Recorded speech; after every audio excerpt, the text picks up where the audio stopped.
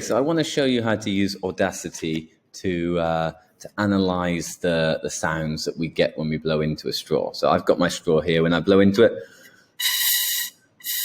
it doesn't make much of a sound, but we can still pick out from this the harmonics, because when I blow in, I get a number of different standing wave patterns forming inside this straw. And I should be able to identify those because they are going to be the highest amplitude, because every time I blow in, we're going to reinforce the standing wave. Okay, so what I'm going to do, I press the record button. At the moment when I'm talking, you can see that it's picking this up and the volume's increasing, but let's blow in.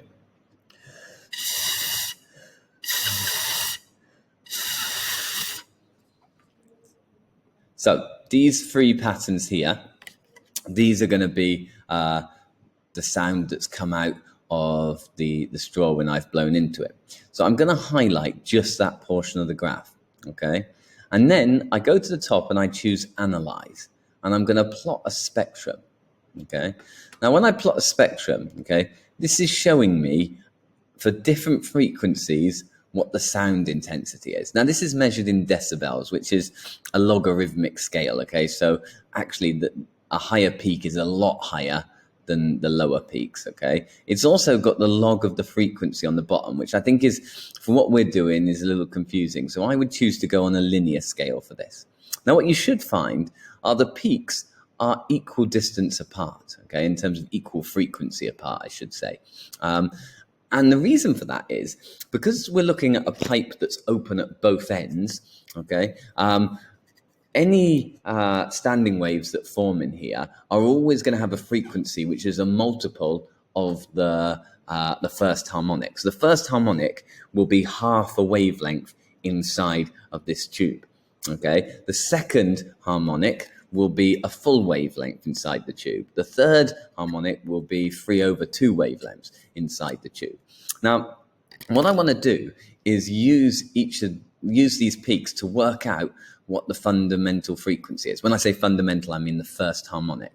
Now, it may well be this first peak here. Now, normally we'd expect the first harmonic to have the highest amplitude, but when we blow into straws, we don't tend to get that. And actually, sometimes it can be hard to see the first couple of harmonics. So find some peaks which you think are very obviously equal spacing. So I'm looking at this peak here, which it tells me, if I look at the peak, it tells me the number for the peak. So this peak is 1904 hertz. Then I've got 2883 hertz. I've got 3830 hertz. I've got 3744 hertz. I've got 4744. I've got 5780. Now these seem to be equal frequency apart.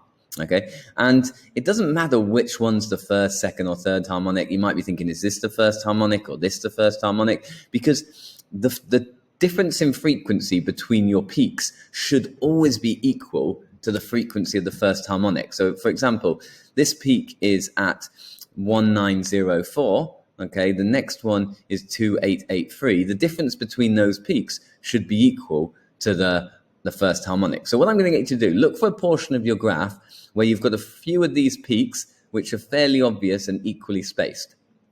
Now you're going to take, let's say I'm going to go for call this my first one, second, third, fourth, fifth. I'm going to use those 5 because they're fairly clear here. I'm going to get the fifth one, and that's 5,780 hertz. And I'm going to subtract from it this first one here, which is 1904 hertz. Okay, so I'm going to get the difference between them, and then I'm going to divide that by 4, because I've got 1, 2, 3, 4 times the first harmonic frequency between them. Now, once I get a value for that, okay, that will be the value of my first harmonic. So we just really want the difference between any of these peaks. But to be more precise with this, rather than just looking from one peak to another, and each peak could be a little bit out, if we use it over multiple peaks, and then instead of just classing that as the frequency, we divide it by how many intervals we've got. So if I'm using 5 peaks, I divide by 4. If I decide to use 1, 2, 3, 4, 5, 6, 7, 8, 9, 10, if I'm using 11 peaks, I divide by 10. So That's what I want you to do in order to get your first harmonic frequency, because sometimes you'll be sitting there thinking, is this it? And I think this probably is. This one at 949, I think, is probably the fundamental frequency, the first harmonic, because you can see the next one is pretty much double that, then triple that, then quadruple that, and so on. Okay, so we're going to use this. So put it on linear frequency. Okay. Generally, when you make these standing wave patterns with the straws, if you've got a straw which is fairly rigid, it tends to be better. I also find skinny straws will work, but the fatter ones will work even better, I find, as well. Okay, and often the peaks become much more obvious when you use a smaller straw as compared to a larger one. Okay, so have a go at that and let me know if you've got any questions, anything that doesn't seem to be working as I've mentioned. Thank you.